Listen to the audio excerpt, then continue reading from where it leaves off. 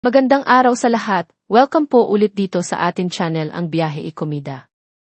Punta tayo sa atin topic. Sabi ni Dingdong, emotionally difficult daw ang hosting ng The Voice Kids. Dingdong Dantes inaabangan ang i-chemistry at bardagulan ng mga coaches.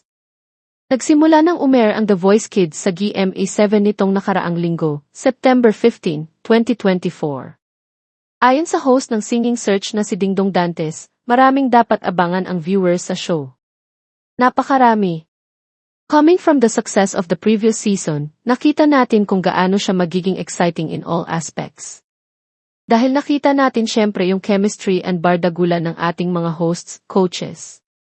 Pero right now, syempre mayroon tayong mga bagong coaches, kaya very exciting to see yung sagutan nila, papaano nila pupunuin yung bago nilang aalagaan. But more importantly, looking forward tayo dito dahil kids nila. Ang mga coach ng The Voice Kids ay sina Billy Crawford, Julie Ann San Jose, at Pablo at Stel ng SB19. Ayon kay Dingdong, iba ang dating kapag mga bata na ang pag-uusapan dahil sa murang edad ay makikita na ang direksyon ng pangarap na nais nilang tahakin. Diba, nakita natin kung papaano yung dynamics ng previous season.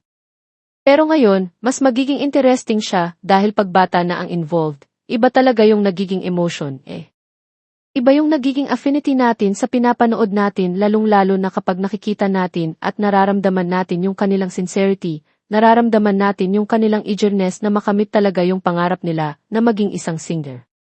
So, para sa akin, ito yung ultimate na abangan talaga natin.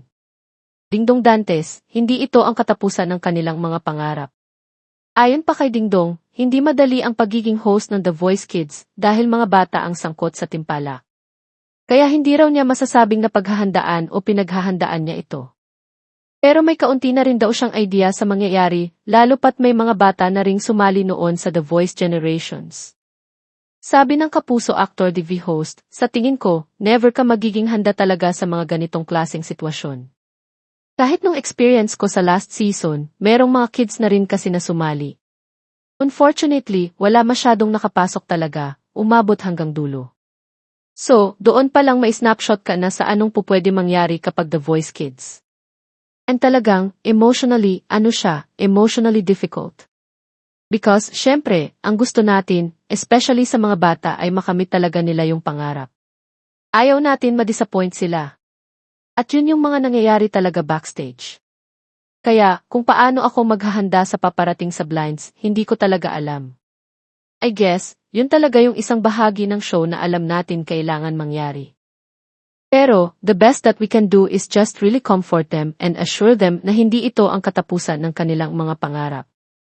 Marami pa po pwedeng mangyari and maaaring siguro, isang magandang experience ito para sa kanila na makapagtanghal sa entablado. Kaya importante raw talaga ang gabay ng mga coach na sina Billy, Julie Ann, Stel at Pablo. Saad ni Dingdong, and I think, yun yung magiging role talaga ng ating mga coaches na maipaliwanag sa kanila that, this is a journey.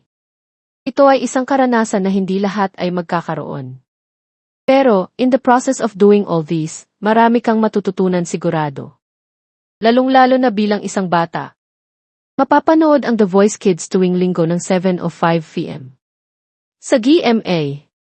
At yan ang ating latest showbiz chika update for today. Huwag kalimutan mag-subscribe, click the notification bell for more showbiz chika updates, like and share the video at pakisuportahan po ang ating Facebook page. Maraming salamat sa lahat ng nag-subscribe, indeed.